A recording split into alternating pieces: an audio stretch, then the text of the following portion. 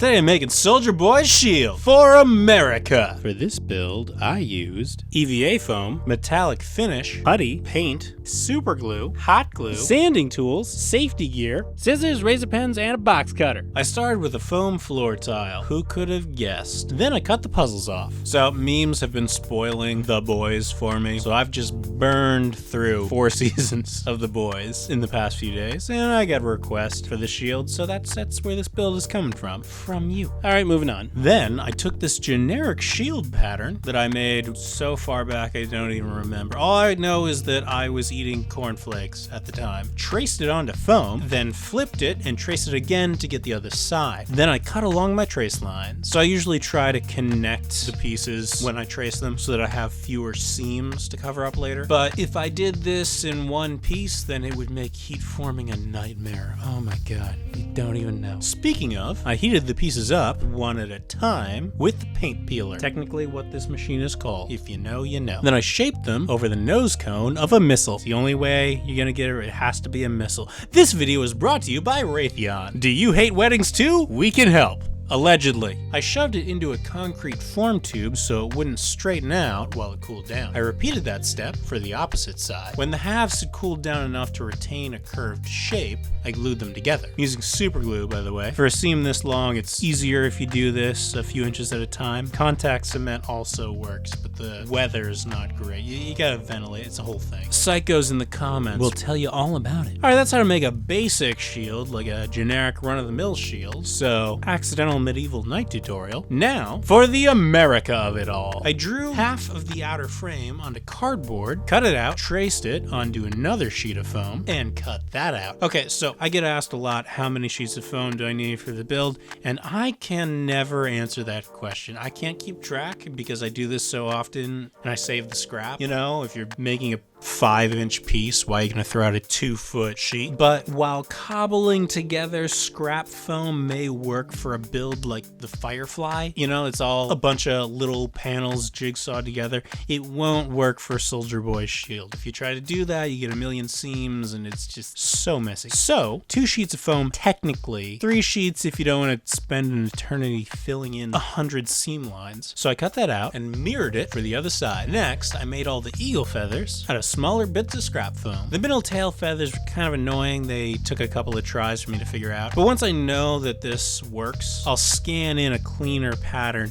You know, it's not on cereal box cardboard. And there will be a link to that down below. But for now, there they are. Now, box cutters don't like curves. The more dramatic the curve is, the more you tear up the edge. So I'm gonna need to clean those up on my belt sander if I want it to look like machined metal. All that junk that I'm wearing, by the way, is to prevent me from breathing in the dust. I just assume that it's bad for me. It's safe to just assume everything's a carcinogen at this point. Hey Jake, why aren't you aging? Because I'm taking the bare minimum of precautions, Joe. Oh, look, this is Carpenter with all his fingers. He's a witch! Burn him! So if you're not familiar with this prop, Soldier Boy is a character from the Amazon Prime show The Boys, which is a parody of superheroes and pop culture. Just what if the Avengers or the Justice League were real? Which is great because they can have an analog of characters from both franchises, which is a concept that's been around forever with properties such as Watchmen and The Incredibles, but I think The Boys really nails it. Soldier Boy is just a D-bag Captain America, which I guess is just Chris Evans as Johnny Storm. And in the show, he has to fight a coked up The Flash, which I guess is just real life Ezra Miller. Allegedly. And the show's hilarious in a dark comedy sort of way. It's just extremely gory. Like Ash versus the Evil Dead gory, but if they were like, hang on, we have to add a biologically accurate quantity of organs to the blood cannon. Otherwise, it doesn't make any sense. So it's good, just maybe don't watch it while eating. So Soldier Boy is the Captain America stand-in, so of course he's gotta have a shield, and it seems to be as important to him as Captain America's shield, but not necessarily as useful. Oh, and you know, if we're gonna put the real world spin on this, so Captain America is the man-at-a-time character, greatest generation, and Soldier Boy is, yeah, but with 1940s values, okay? That's what you're getting. You wanna know what I do when I'm sad or scared? F***ing nothing. Because I'm not a fucking pussy. So, Soldier Boy, he's just D-bag Captain America. Oh.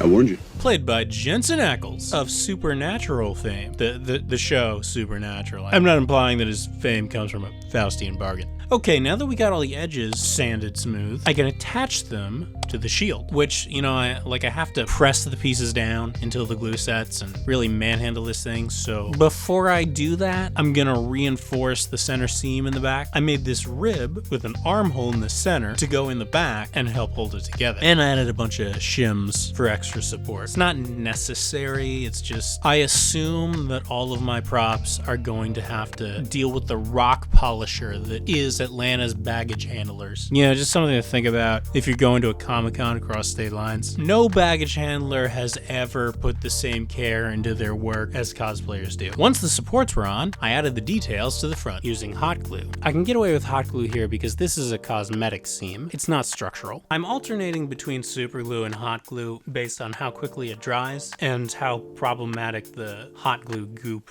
is gonna be. And this is what it should look like. Now that covered most of the seams, but not all of them. So next I puttied all the seams that I want to erase using DAP Alex Fast Dry Putty because it dries fast. Does what it says on the tube. I had to do this in several stages to completely erase the seams. I'm smoothing it out a little bit with water as I go. Okay, now while that dries, I'm gonna make the handholds. I'm just using the puzzle strips for these. I cut off the teeth and heated it up so that it would hold a rounded shape. Just, it'll be less stress on the attachment points. Super glued the ends together and added an additional patch with craft foam and hot glue. Then I glued them to the inside of the shield. I glued one to the bottom just because a lot of the time he's holding it that way. And I added a lot of reinforcing pieces just because the handles are gonna have the most stress on them than any other part of this. It's load-bearing foam. What could go wrong?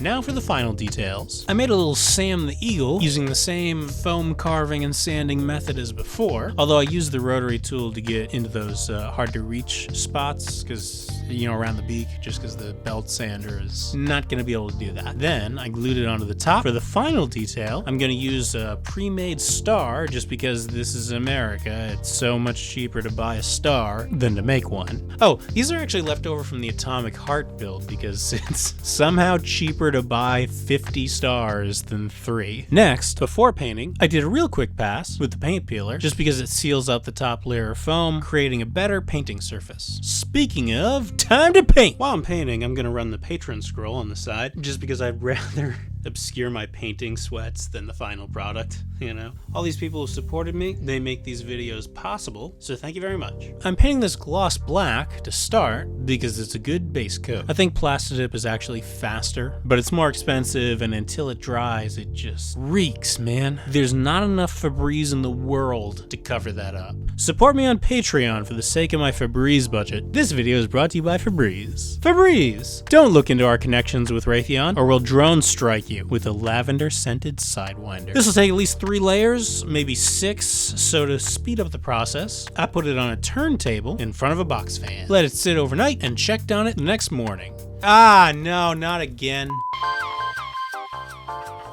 One shield later, once it was dry, I gave it a top coat of Rub and Buff Wax Metallic Finish. This is to make it look worn. You know, I could spray paint it, but it'd be way too bright and shiny and new. This shield is supposed to be from the 40s, and this show takes place in present day, so it's gonna need to look weathered somewhat. And that's it. That's how to make Soldier Boy's shield. Now you're ready to defend the American way. For the sword, just use a broadside of a hammer. Thanks for watching, everybody. Hope you enjoyed this video. Once again, I'd like to thank my patrons. These videos just wouldn't be possible without the support of my patrons. So if you enjoy these builds, want to see more of them, and want your build request to carry a bit more weight, then think about heading on over to the Patreon page, where you can enjoy ad-free early uploads. Alright, don't forget to like and subscribe, hit the bell icon to be notified of the future uploads, and let me know what other props you'd like to see me make in comments down below. Thanks again, happy crafting, see you later.